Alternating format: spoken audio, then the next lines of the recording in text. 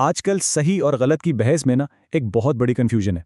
तो आज की इस वजाहत में हम इसी कन्फ्यूजन को समझने की कोशिश करेंगे और देखेंगे कि एथिक्स, मोरालिटी और वो बारीक लकीर जो अच्छाई को बुराई से अलग करती है, वो आखिर है क्या। तो सबसे पहला सवाल, क्या हम एक अखलाकी इनकलाब के बीच में रह रहे हैं? और बज़ाहिर तो जवाब हाँ ही लगता है। ये कोई खूनी इनकलाब नहीं है, बल्कि खामोश और गहरी तब्दीली है जो हमारे माशरे की बुनियादों को हिला रही है। ये एक ऐसा इनकलाब है जिसे मीडिया ने इखलाकी इनकलाब का नाम दिया है। और पता है इसकी जड़ कहाँ है? दो ऐसे अल्फाज के फ़र्क में जिन्हें हम अक्सर एक ही समझने की गलती कर बैठते हैं। चलें अब इस मसले की तह तक चलते हैं। ये कहानी है दो अल्फाज की, एथिक्स और मोरालिटी, और इनका फ़र्क समझना ही सब कुछ समझने की चाबी है। पहले बात करते हैं एथिक्स की। ये लफ्ज़ आया है यूनानी लफ्ज़ एथोस से। एथोस का मतलब है किसी भी सोसाइटी का बुनियादी फलसफा, उनकी वैल्यूज़ का कॉन्सेप्ट, मतलब वो उसूल जिन पर वो सोसाइटी खड़ी होती है। और दूसरी तरफ है मोरालिटी। ये निकला है लातीनी लफ्ज़ मोरिस से। इसका मतलब है किसी मुआशरे के रस्मो रिवाज, उनकी आदतें, यानी वो काम जो लोग असल में कर रहे होते हैं। अच्छा, अब ये स्लाइड देखें, ये फ़र्क बिल्कुल साफ कर देती है। एक तरफ है एथिक्स, जो हमें बताती है कि क्या होना चाहिए, ये एक तरह से उसूलों का इल्म है। दूसरी तरफ है मोरालिटी, जो बस ये बयान करती है कि क्या है, मतलब जो कुछ माशरे में हो रहा है। एथिक्स बताती है कि क्या सही है, जबकि मोरालिटी बताती है कि क्या कबूल किया जाता है। और यही इज और ऑट टू बी का फ़र्क सबसे अहम है। तो मसला कब शुरू होता है? जब हम इन दोनों को गंडमुंड कर देते हैं। और इससे जन्म लेता है एक बहुत ही दिलचस्प और शायद खतरनाक आइडिया, जिसे हम कह सकते हैं स्टैटिस्टिकल मोरालिटी, यानी जो चीज़ आम है वो ही सही है। अब सवाल यह है कि ये स्टैटिस्टिकल मोरालिटी काम कैसे करती है। इसके 3 बड़े सादा से स्टेप्स हैं। सबसे पहले आप देखते हैं, यानी ऑब्जर्व करते हैं। एक सर्वे किया, पता चला कि लोग क्या कर रहे हैं।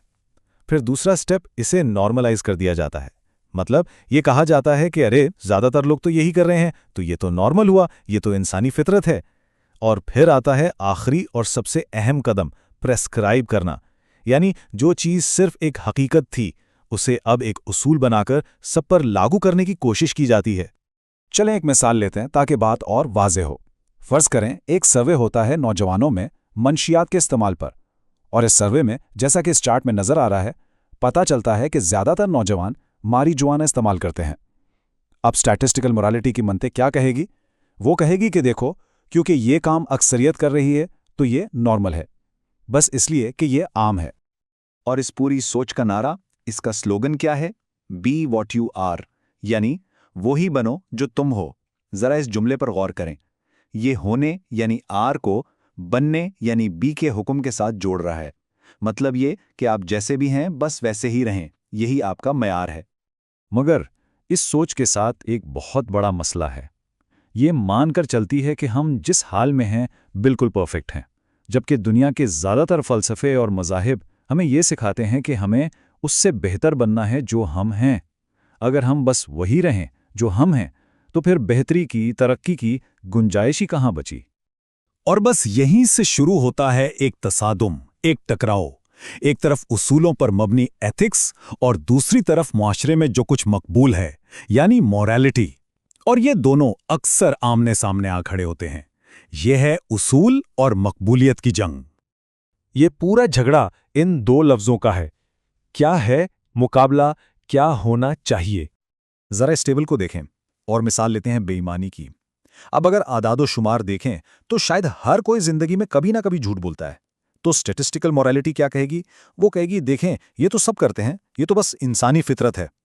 लेकिन उसूलों पर मबनी एथिक्स क्या कहेगी? वो कहेगी नहीं, ये सच्चाई के उसूल की खिलाफ वर्जी है। देखा आपने, डेटा एक ही है लेकिन नतीजा बिल्कुल अलग। इससे पता चलता है कि हमारा फ्रेमवर्क कितना मायने रखता है। तो आखिर में हमारे सामने दो रास्ते बचते हैं। एक रास्ता है जो आसान है, जो मुआशरे में मकबूल है, जो सब कर रहे हैं। और दूसरा रास्ता है उसूलों पर चलने का। ऐसे उसूल जो वक्त और कल्चर के साथ बदलते नहीं हैं। अच्छा, तो ये फ्रेमवर्क तो हमने समझ लिया, लेकिन अब हम एक आखिरी और शायद सबसे मुश्किल चैलेंज की तरफ आते हैं। बात सिर्फ आसान और मुश्किल रास्ते की नहीं है, बात है इस बारीक सी लकीर पर चलने की जो सही और गलत को अलग करती है। एक ऐसी लकीर जो उस्तरे की धार की तरह तेज और पतली है। जैसा कि जॉन मरे ने कहा था, सही और गलत के दरमियान फर्क कोई बहुत बड़ी खाई नहीं होती, बल्कि अक्सर ये उस्तरे की धार जैसा होता है। तो ये इस्त्रे की धरर का क्या मतलब है? इसको समझने के लिए बाग और जंगल की मिसाल लेते हैं।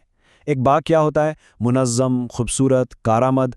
और जंगल में भी वही पौधे और दरख्त होते हैं, लेकिन वो बेतरतीब, बेकाबू और अफरा तफरी का शिकार होता है। दरअसल जंगल एक ऐसा बाग है जो काबू से बाहर हो गया हो। यह बेहतरीन मिसाल है कि कैसे एक अच्छी चीज़ हद से गुजरकर बुरी बन जाती है। अब एक ज़रा पेचीदा मॉडर्न मिसाल लेते हैं, इनकम टैक्स। एक नज़र से देखें तो ये ज़रूरतमंदों की मदद का एक ज़रिया है, बिल्कुल खैरात की तरह, एक अच्छी चीज़। लेकिन दूसरी तरफ देखें तो ये दौलत की जबरी मुंतकिली है जो चोरी जैसा लगता है, एक गलत चीज़। इसमें दोनों पहलू हैं। ये बिल्कुल उस्तरी की धार पर चलने जैसा है, जहां नीयत अच्छी हो सकती है लेकिन अमल के नताइज पर सवाल उठ सकता है। तो देखें, एक इखलाकी ज़िंदगी गुजारने में असल में दो बड़े चैलेंजेस हैं। पहला चैलेंज तो ये जानना है कि सच में अच्छा और सही है क्या, और दूसरा चैलेंज है ये जानने के बाद उस पर अमल करने की हिम्मत पैदा करना। आज की हमारी ज़्यादातर बातचीत इसी पहले चैलेंज के बारे में थी। और आखिर में एक बहुत गहरी बात, हम अक्सर ग्रे एरियाज़ की बात करते हैं ना, कि कुछ चीज़ें ना पूरी तरह सही होती हैं ना गलत। लेकिन क्या हो अगर ये ग्रे एरिया हकीकत में हो ही ना? क्या हो अगर ये सिर्फ हमारी अपनी कन्फ्यूजन और लाइल्मी का नतीजा हो? शायद सही और गलत बिल्कुल वाज़ेह हैं, बस हम उन्हें देख नहीं पा रहे। तो हम इस गुफ्तगू को इसी सवाल पर छोड़ते हैं जो इस सारे तज्जिए का निचोड़ है। सही और गलत के दरमियान की ये लकीर आखिर कितनी बारीक है और उस पर चला कैसे जाए?